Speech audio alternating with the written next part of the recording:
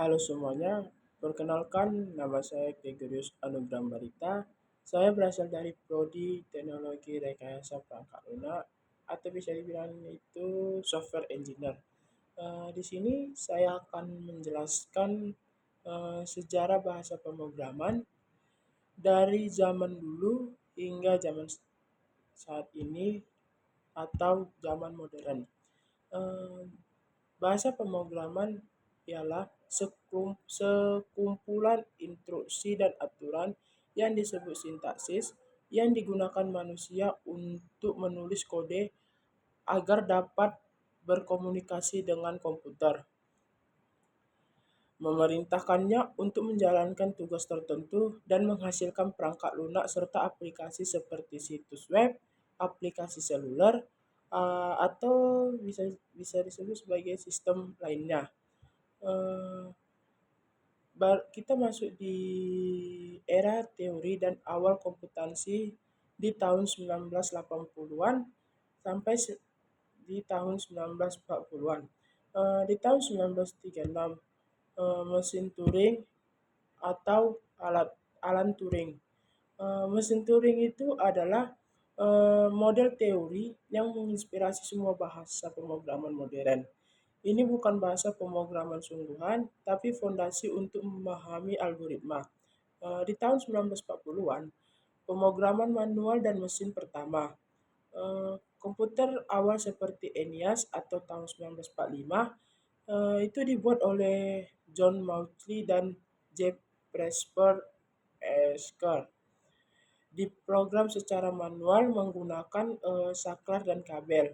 Eh, Pemrograman manual dan mesin pertama ini low level atau machine kode. Plan kalkul ditemukan dibuat di tahun 1945 oleh Konrad Zuse di Jerman. Dianggap sebagai bahasa pemrograman pertama secara konseptual. Tapi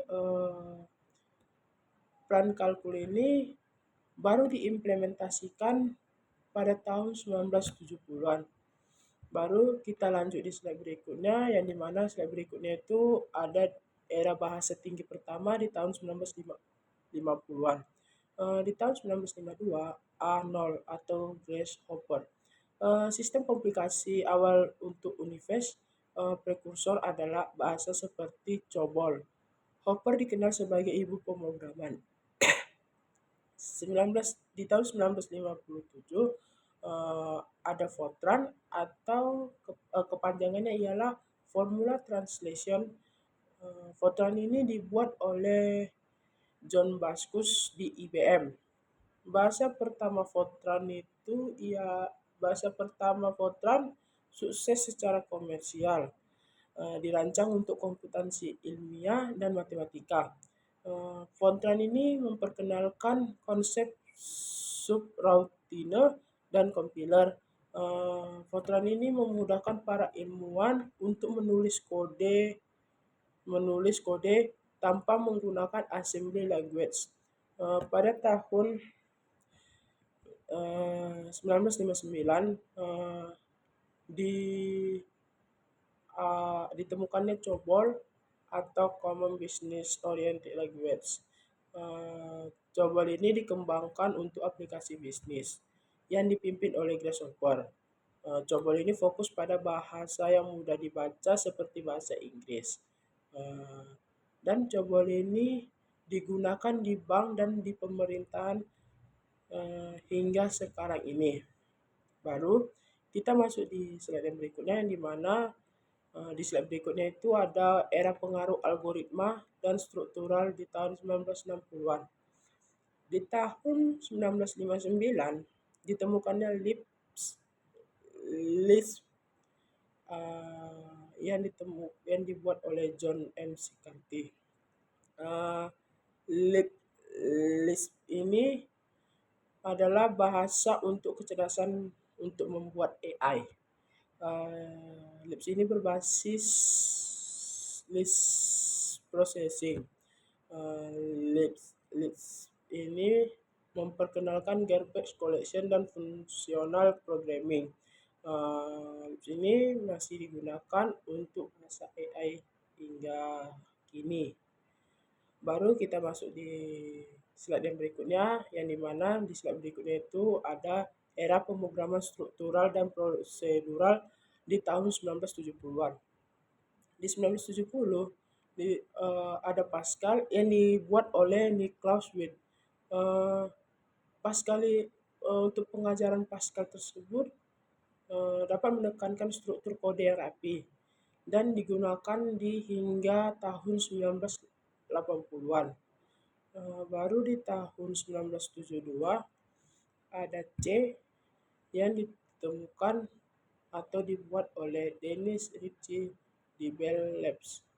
Eh, C ini dikembangkan untuk sistem Unix, baru dia portable, efisien, dan low level, tapi tetap aman digunakan. Sini menjadi bahasa ibu untuk banyak bahasa modern seperti C++ dan Java. Masih sama di tahun 1972, eh, ditemukan juga bahasa Smalta yang dibuat oleh Alan Kay di Xerox Parts.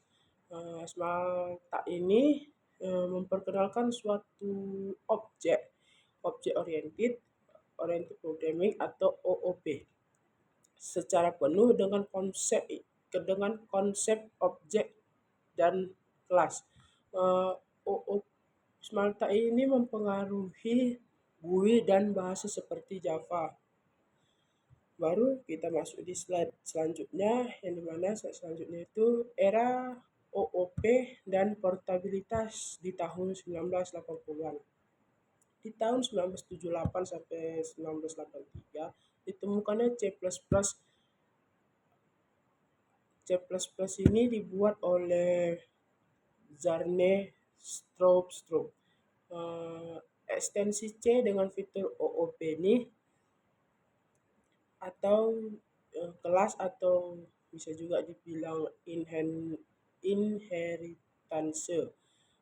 C ini digunakan untuk software besar seperti browser dan game engine. Baru di tahun 1980-an ditemukannya Prolog. Prolog ini ditemukan di tahun 1972, tetapi populernya di tahun 1980-an. Prolog ini adalah bahasa logika untuk AI yang berbasis aturan dan inferensi. Baru di tahun 1987, Perl. Perl itu dibuat oleh Larry Wang. Perl itu biasanya digunakan untuk pemrosesan teks dan scripting di Unix. Biasanya itu dipakai untuk menjadi tugas praktis populer di web awal. Baru di slide yang berikutnya terdapat era web dan scripting atau di tahun 1990-an. Baru lanjut di 1991 itu Python dibuat oleh Guido van Rossum. Python itu menggunakan bahasa sederhana, readable untuk scripting dan prototyping. Kini Python itu lebih dominan di data science, AI, atau dengan TensorFlow dan web atau Django Flex. Baru di tahun 1995 ada Java. Java itu dibuat oleh James Gosling di Sun Microsystems. Write once, run anywhere. Berkat JVM atau Java Virtual Machine, Java ini aman untuk enterprise dan Android apps atau apps. Masih sama di tahun 1995 ditemukan juga yang baru JavaScript oleh Brandon H. di Netscape. Awalnya JavaScript ini untuk web interaktif, kini backbone for frontend atau Rails, Node.js, dan bahkan backend atau full stack. Masih sama juga di tahun 1995. PHP, ada PHP. PHP itu ditemukan oleh Rasmus Ledorf. PHP ini biasanya digunakan untuk web development dinamis, powering situs seperti WordPress. Eh, Baru kita masuk ke slide yang berikutnya.